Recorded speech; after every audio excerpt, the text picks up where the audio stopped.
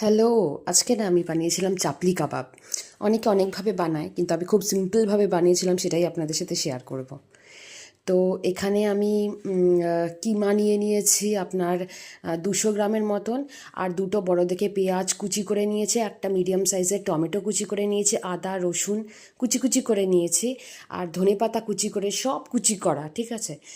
কিছু মিক্সারে পেস্ট করা না, কিন্তু সব কুচি করে নিয়েছি। আর একটু দুটো টেবিল স্পুন বেসন নিয়েছি, একটা ডিম ফাটিয়ে নিয়েছি, আর সাদা তেল 1 থেকে 2 টেবিল স্পুন নিয়ে ভালো করে মেখেছি।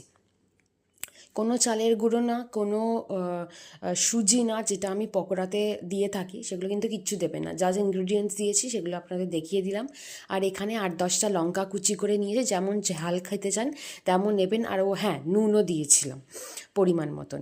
তারপরে এরকম কিছুক্ষণ স্ট্যান্ড বাইতে রেখেছি, তারপরে এরকম চাপটা চাপটা করে এটাকে একটু বড় বড় করে আর কি, এরকম গোল গোল করে নিয়েছি কাবাবের মতন শেপ দিয়ে।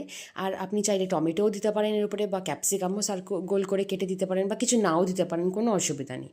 তারপর একটা প্যানে তেল গরম হলে একটা একটা করে কাবাবগুলো তেলের মধ্যে ছেড়ে দেবো। তেলটা একটু মানে বেশিও না, খুব কমও না, মোটামুটি আন্দাজ মতন দেবেন।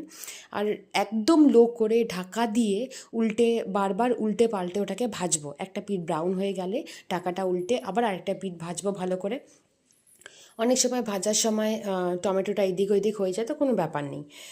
ব্যাস, একদম সিম্পল হয়ে গেছে আমার চাপলি কাবাব। কেউ করলে অবশ্যই ট্যাগ করবেন আমাকে, আর কেমন লাগলো জানাবেন। এতে খুব খারাপ লাগবে না, এটুকু বলতে পারি। টাটা।